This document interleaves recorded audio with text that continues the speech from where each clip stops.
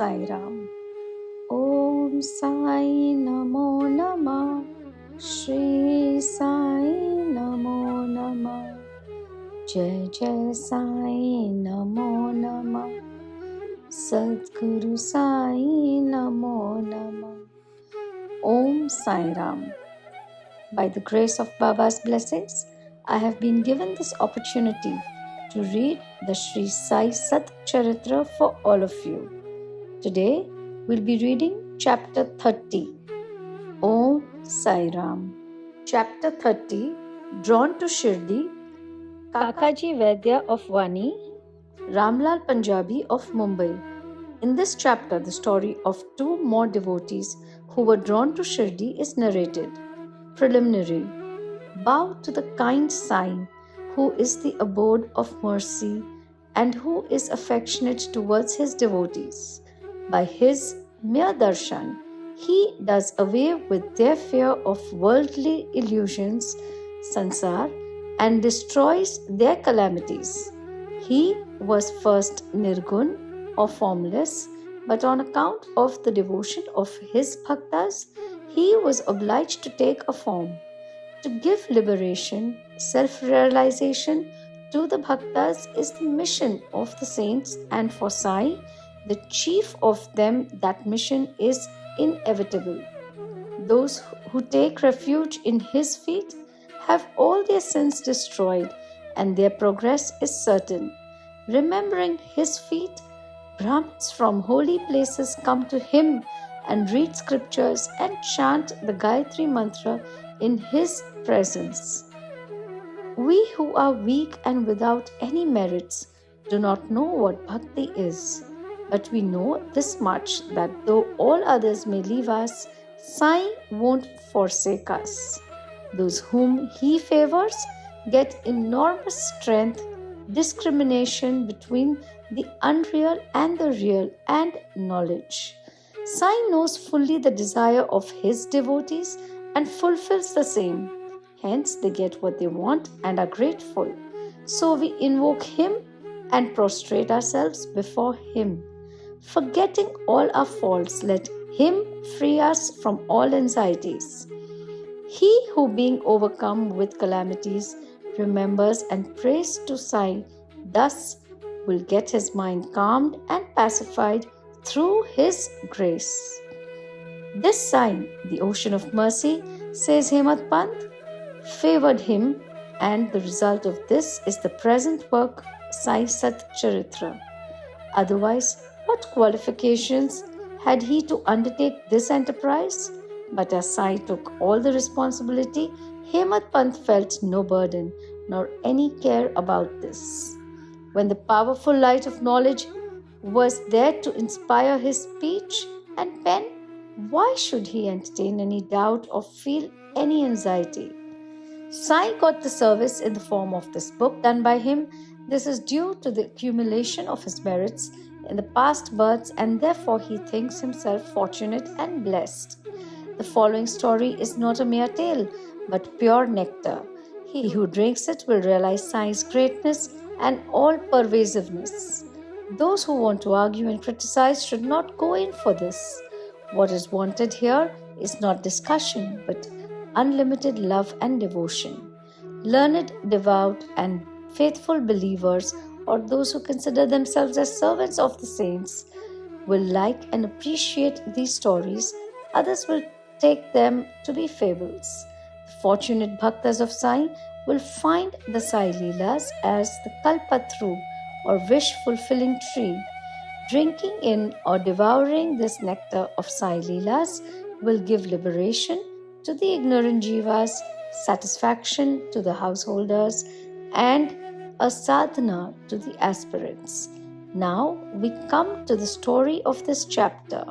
Kakaji Vaidya. There lived in Vani, Nasik district, a man named Kakaji Vaidya.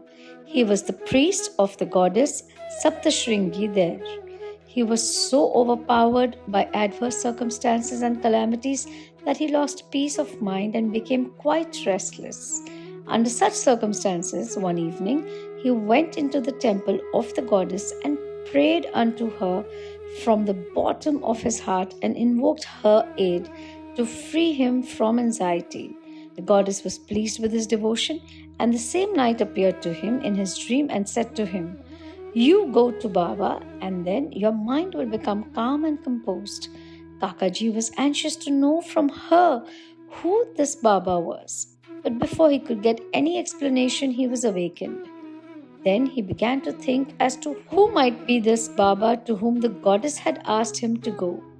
After some thinking, he resolved that this Baba might be Triambakeshwar or Lord Shiva. So he went to the holy place Triambak in Nasik district and stayed there for 10 days.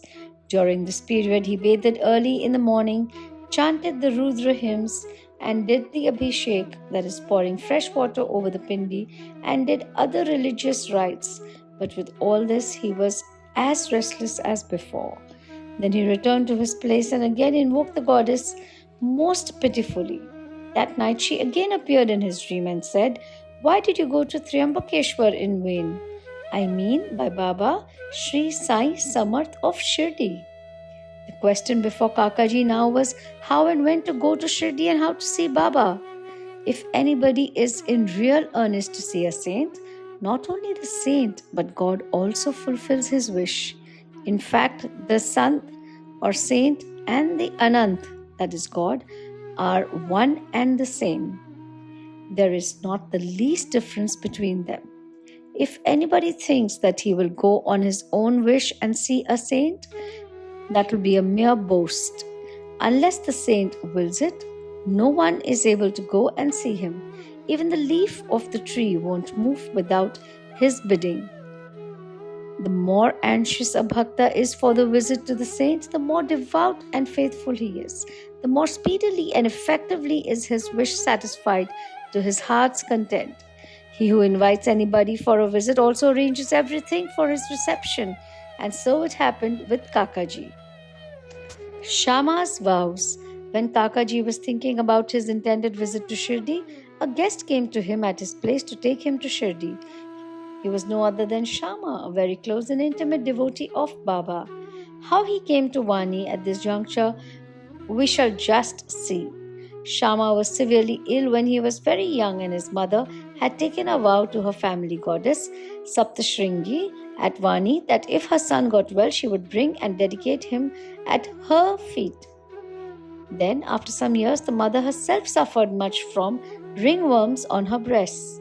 At that time, she again took another vow to her deity that if she got all right, she would offer her 2 silver breasts. The 2 vows remained unfulfilled. At her deathbed, she called her son Shama and drew his attention to the vows. And after taking a promise from him that he would fulfill them, she breathed her last. After some time, Shama forgot about these vows, and thus 30 years elapsed. About this time, a famous astrologer had come to Shirdi and stayed there for a month. His predictions in the case of Shri Manbhuti and others came true, and everybody was satisfied. Shama's younger brother Babaji consulted him and was told about his mother's vows, which his elder brother had promised to fulfill at her deathbed and not yet fulfilled. Hence the goddess was displeased with them, and that was bringing troubles on them. Babaji told this to his brother Shama, who was then reminded of the unfulfilled vows. On thinking that any further delay would be dangerous, he called a goldsmith and got a pair of silver breasts prepared. Then he went to the masjid, prostrated himself before Baba, and placing before him the 2 silver breasts, requested him to accept them and free him from the vows. As to him, he was his Saptashringi goddess. Then Baba insisted upon him to go himself to the temple of Saptashringi and offer them at the feet of the goddess. Thus, after taking Baba's permission and Odi, he left for Vani, and while searching for the priest, reached Kakaji's house. Kakaji was then very anxious to visit Baba, and Shama went there to see him at that very time. What a wonderful coincidence was this! Kakaji asked him who he was and whence did he come. And on learning that he came from Shirdi, he at once embraced him. So overwhelmed was he with love. Then they talked about Sai Leelas, and after finishing the rites of Shama's vows, they both started for Shirdi. On reaching the place, Kakaji went to the masjid and fell at Baba's feet. His eyes were soon bedewed with tears, and his mind attained calmness. According to the vision of the goddess, no sooner did he see Baba than his mind lost all its restlessness and became calm and composed. Kakaji began to think in his mind, "What a wonderful power is this!" Baba spoke nothing. There was no question and answer, no benediction pronounced. The mere darshan itself was so conducive to happiness. The restlessness of my mind disappeared by his mere darshan. Consciousness of joy came upon me. This is what he called the greatness of darshan. His vision was fixed on Sai's feet, and he could utter no word. Hearing Baba's Leelas, his joy knew no bounds. He surrendered himself completely to Baba, forgot his anxiety and cares, and got undiluted happiness. He lived happily there for 12 days, and after taking Baba's leave, Udi and blessings returned home. Khushalchand of Rahata. It is said that a dream which we get in the wee hours of the morning generally comes out true in the waking state. This may be so, but regarding Baba's dreams, there is no restriction of time. To quote an instance, Baba told Kaka Sahib Dikshit one afternoon to go to Rahata and fetch Khushalchand to Shirdi, as he had not seen him since long. Kaka Sahib accordingly took a tonga and went to Rahata. He met Khushalchand and gave him Baba's message. On hearing it, Khushalchand was surprised and said that while he was taking a noon nap after meals, Baba appeared in his dream and asked him to come to Shirdi immediately, and that he was anxious to go. As he had no horse of his own nearby, he had sent his son to inform Baba.